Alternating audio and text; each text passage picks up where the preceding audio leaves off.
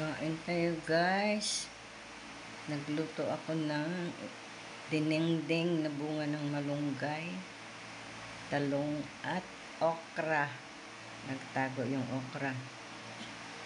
Yan guys, oh. Sarap yan.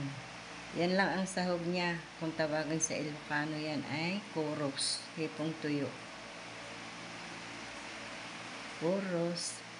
At ang bunga ng malunggay naman, ang tawag dun sa amin ay hagod. Dali nahagod yan pag kinakain. Hinahagod sa ngipin.